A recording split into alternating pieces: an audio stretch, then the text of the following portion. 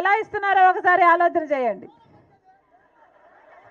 ఎందుకు మా మేనమామ ఉన్నాడు కదా రవీంద్రనాథ్ రెడ్డి గారు ఇయ్యరటనా? 100 ఎకరాలలో చేపల చెరువులు రొయ్యల చెరువులు పెట్టాడట కదన్నా. ప్రభుత్వ భూములన్నీ కాజేసాడట. ఇంకే అవన్నీ ఎవరి సొమ్మమ్మా? అదంతా ఎవరి సొమ్ము?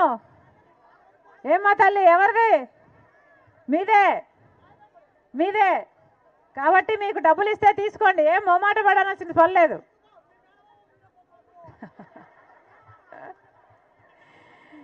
ఏం మేనమామన్నా అన్న? అవినాష్ రెడ్డిని పక్కన పెట్టుకొని ఇదే మేనమామ సాక్ష్యాలు తుడిచేస్తుంటేనట అవినాష్ రెడ్డి అమాయకంగా నిలబడి చూస్తున్నాడట. మా మేనమామే సర్టిఫికెట్ ఇస్తున్నాడు. సాక్ష్యాలు తుడిచేస్తుంటే ఈయన నిలబడి చూస్తున్నాడు అని ఎంపీ అనే వ్యక్తి, ఎంపీగా గెలిచిన వ్యక్తి సాక్ష్యాలు తుడిచేస్తున్నారట. ఈయన నిలబడి చూస్తున్నాడట. ఈయనే సర్టిఫికెట్ ఇస్తున్నారు. ఇలాంటి మంత్రి, ఇలాంటి ఎమ్మెల్యే, ఇలాంటి ఎంపీ ఏమవుతుందన్నా?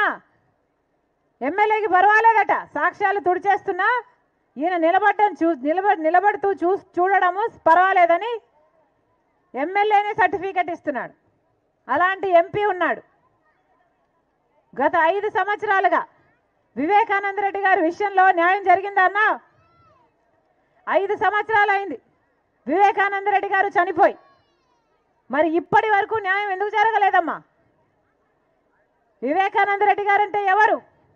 రాజశేఖర రెడ్డి గారి తమ్ముడు.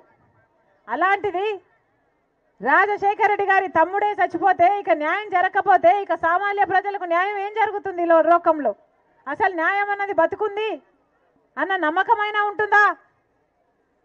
వివేకానంద రెడ్డి కుటుంబం, వివేకానంద రెడ్డి బిడ్డ తట్టని తలుపు లేదు న్యాయం కోసం, ఎక్కని మెట్టు లేదు న్యాయం కోసం.